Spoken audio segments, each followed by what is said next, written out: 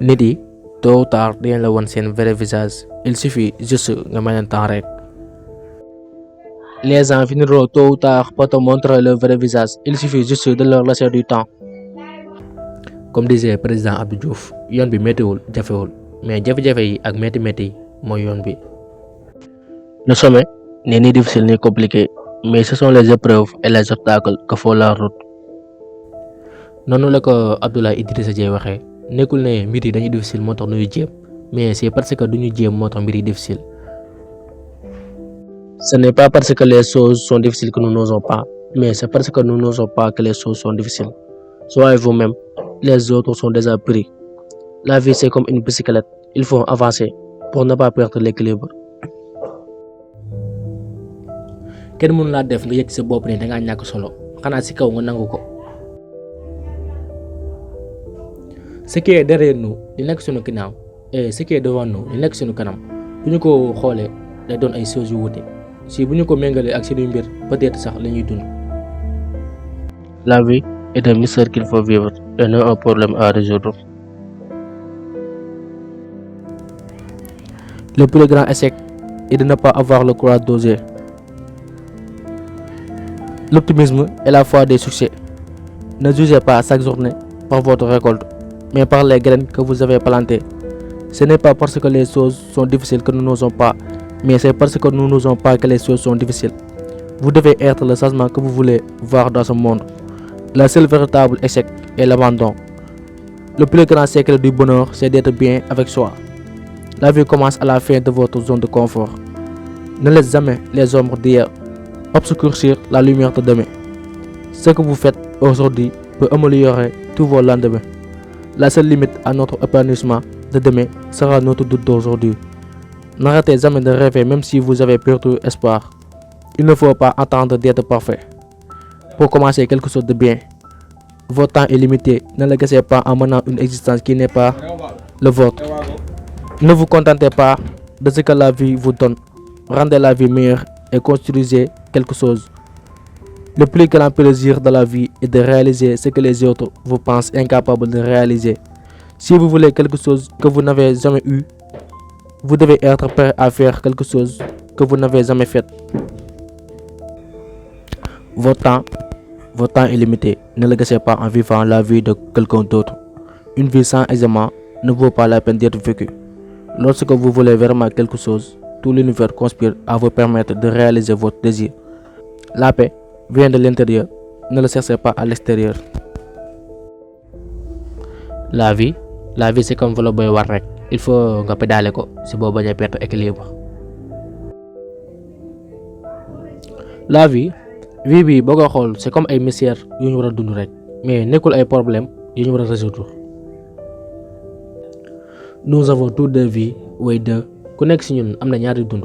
ñaareel bi mi ngi commencé ci bis boo demee ak réaliser que ni ñun ñëpp benn kese lañ amoon. La vie soit day nekk aventure bu audacieux, soit mu nekk rien du tout, maanaam tous. La plus grande triomphe dans la vie ne consiste pas à ne jamais tomber, mais à se relever après chaque chute. Hier, j'étais intelligent, alors je voulais changer le monde. Aujourd'hui, je suis sage, alors je me change moi-même. Il ne dépend pas de toi d'être riche, mais il dépend de toi d'être heureux. N'ayez pas peur d'être vous-même. La vie est une aventure audacieuse, rien du tout. Ce qui ne nous tue pas nous rend plus fort. Qui regarde à l'extérieur rêve, qui regarde à l'intérieur s'éveille. Vous êtes la source de toute pureté et de toute lumière. Ne cessez pas ailleurs ce que vous avez en vous. Un voyage de milieu commence toujours par un premier pas. La vie se rétrécit ou s'élargit en fonction de notre courage.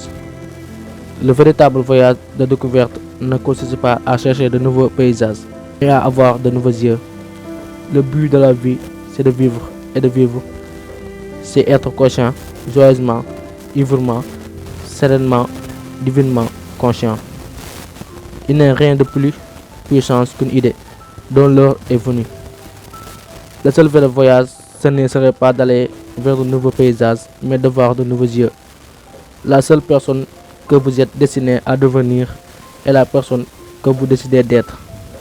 Ne soyez pas curieux des réponses, soyez curieux des questions.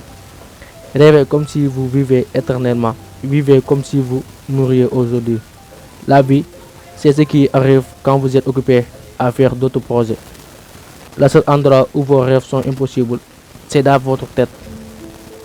N'attendez pas à devoir tout pour profiter de la vie. Vous avez déjà la vie pour profiter de tout.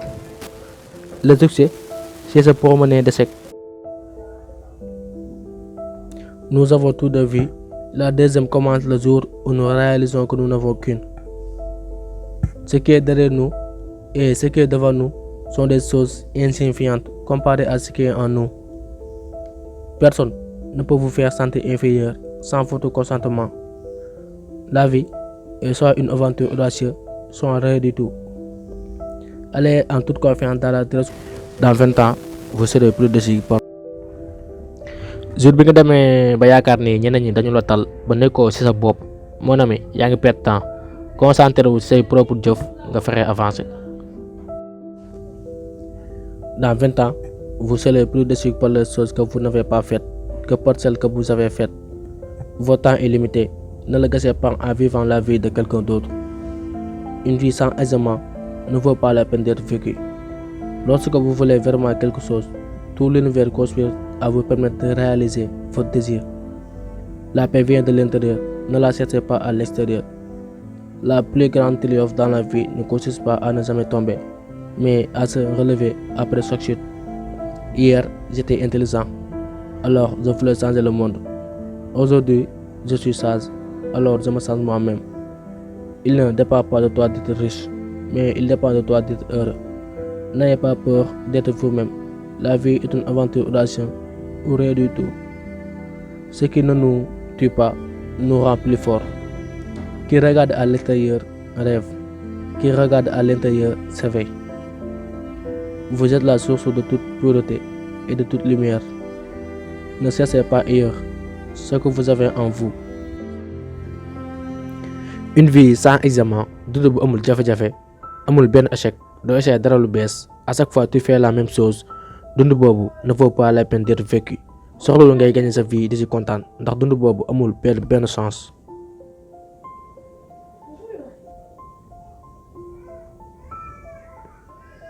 Le succès, réussite nekkul lu mujj, échec du luy raye, lépp mi ngi dépendre ci ba xam yaa ngi am courage yu continuer ba léegi wala déet.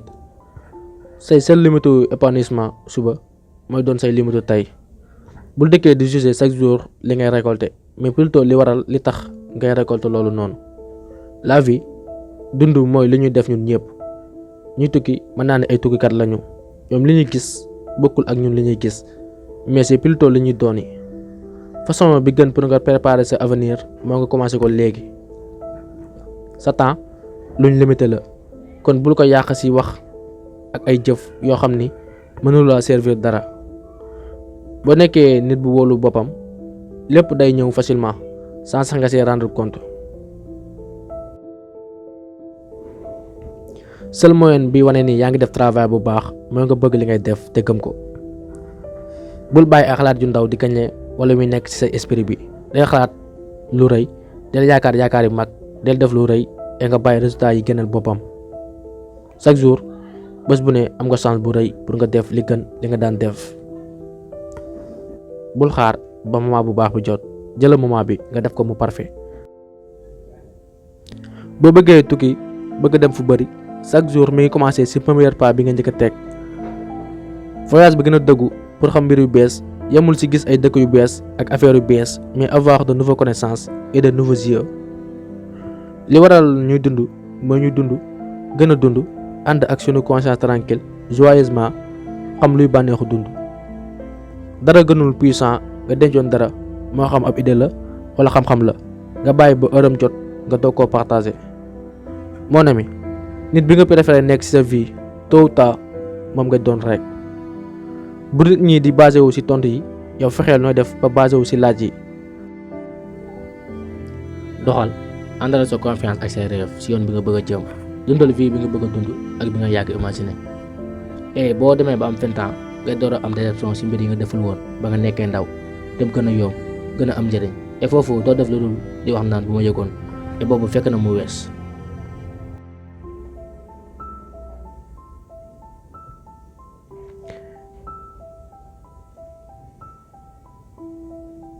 votre temps est limité sa temps dafa am fu muy yem kon bul ko yàq ci ay mbir yu négatif wala nga koy def ci vie keneen. Hier démb dama intelligent woon ba tax na ma bëggoon changer monde bi et booy xool ci biti di xool nature bi nu mu bindoo ak lépp loo gis foofu mu doon sa bëgg-bëgg mënu ñàkk nga rêver et booy xool ci biir yaa ngi commencé di yee sa bopp yor nga lépp lu nit di soxla ci vie am maa ngi ko woo dara kon c'est pas la peine nga koy seet feneen mon ami. sa jàmm mi ngi jógee ci sa biir kon bul sonal sa bopp di ko seet ci biti. ndam li gën a rëy ci àdduna bi nekkul ne mosoo daanu mais plutôt nga jugaat après si boo daanoo.